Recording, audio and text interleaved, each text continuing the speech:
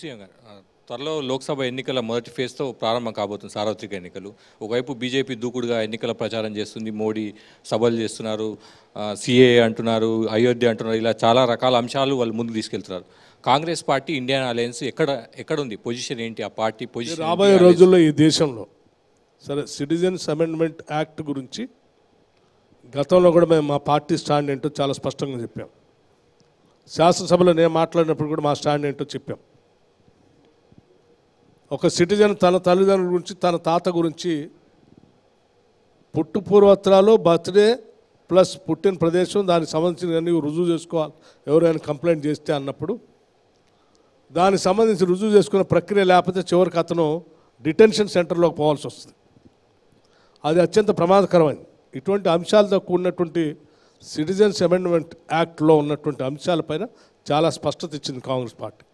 అట్లాగే ఇండియా కూటమికి సంబంధించి జరగబోయేటువంటి సాధారణ ఎన్నికల్లో అత్యధిక స్థానాల్లో ఇండియా కూటమి గెలిచి రేపు కేంద్రంలో కాంగ్రెస్ ప్రభుత్వాన్ని ఏర్పాటు చేయబోతున్నాం. బట్టి గారు, అంటే త్వరలోనే ఎన్నికలు జరగబోతున్నాయి పార్లమెంట్ స్థానాలకు సంబంధించి. సో కాంగ్రెస్ పార్టీ దేశానికి ఏం సూచించబోతుంది ఈ ఎన్నికల ద్వారా, ఏం చెప్పాలనుకుంటున్నారు అసలు? ఈ దేశానికి ప్రజాస్వామ్యాన్ని కాపాడుకోవాలని చెప్పడం కోసం మేము ముందు చెప్తా ఉన్నాం. అనేక దశాబ్దాల పోరాట ఫలితంగా సాధించుకున్నటువంటి స్వతంత్ర భారతదేశం, ప్రజాస్వామ్య భారతదేశం, రాజ్యాంగ పరంగా ఏర్పాటు చేసుకున్నటువంటి భారతదేశం గాడి తప్పి ఎటో పోతా ఉంది. దీన్ని కాపాడుకోకపోతే భవిష్యత్ తరాలందరికీ నష్టం జరుగుతుంది. కాపాడే బాధ్యతని మేము తీసుకుంటామని చెప్తాం. ఈ దేశంలో ఉన్నటువంటి వనరులన్నీ దేశానికే చెందాలి, ప్రజలకే చెందాలి. కొద్దిమంది క్రోనీ క్యాపిటలిస్ట్ కాదు చెందాల్సిందని చెప్పి కాంగ్రెస్ పార్టీ స్టాండ్ తీసుకుంది. రాహుల్ గాంధీ గారు స్పష్టంగా చెప్పారు. అందుకే ఆయన కన్యాకుమారి నుంచి కాశ్మీర్ వరకు పాదయాత్ర చేశారు. కాంగ్రెస్ పార్టీ విధానం ఈ దేశ వనరులన్నీ ప్రజలకే చెందాలి, క్యాపిటలిస్టులు కాదని చెప్పేటువంటి విధానం డెఫినెట్గా ఈ రాష్ట్ర ప్రజల్ని, దేశ ప్రజల్ని కాపాడటం కోసం ఉపయోగపడేటువంటి నినాదం.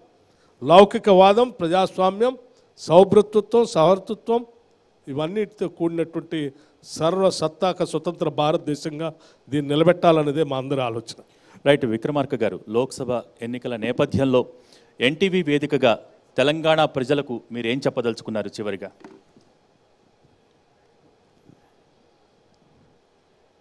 రాష్ట్ర ప్రజలందరికీ కూడా నేను ఒకటే విజ్ఞప్తి చేయదలుచుకున్నాను.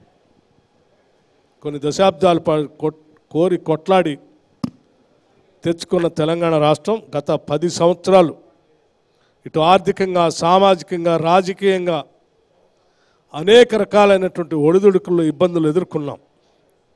వాటన్నిటిని అధిగమించి ఆ ఫ్యూడల్ పునర్నిర్మాణం నుంచి బయటపడి అత్యంత ప్రజాస్వామ్యతంగా, స్వేచ్ఛగా మన పాలన మనమే అందించుకుందాం, ప్రజాపాలన తెచ్చుకుందాం అనే నినాదంతో తెచ్చుకున్నటువంటి ఇందిరమ్మ రాజ్యం ఈరోజు మీకు పాలన అందిస్తూ ఉంది.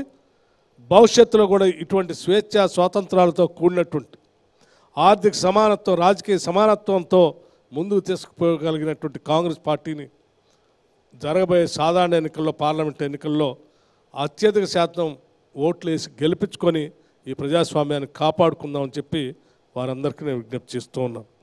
అట్లాగే మీ అందరికి కూడా సరే ఇప్పుడే ఈ మధ్యనే వచ్చిపోయినటువంటి క్రోధి నామ సంవత్సరం ఉగాది శుభాకాంక్షలు కూడా తెలియజేస్తూ, ఈ సంవత్సరం మీ అందరి జీవితాల్లో అద్భుతమైనగా అభివృద్ధి చెందాలని, ఆయురారోగ్యాలతో ఉండాలని, ఈ రాష్ట్రంలో రాబోయే రోజుల్లో ఋతుపవనాలు భారీగా వచ్చి సస్యశ్యామలంగా అటు పారిశ్రామికంగా, ఇటు వ్యవసాయపరంగా, ఇటు ఉద్యోగపరంగా మనం ఈ దేశంలోనే కాదు ప్రపంచంతో పోటీపడే స్థాయిలో తెలంగాణ ఎదగటం కోసం మీరందరూ సహకరించవలసిందిగా కోరుతూ సెలవు తీసుకుంటున్నాను. Thank you.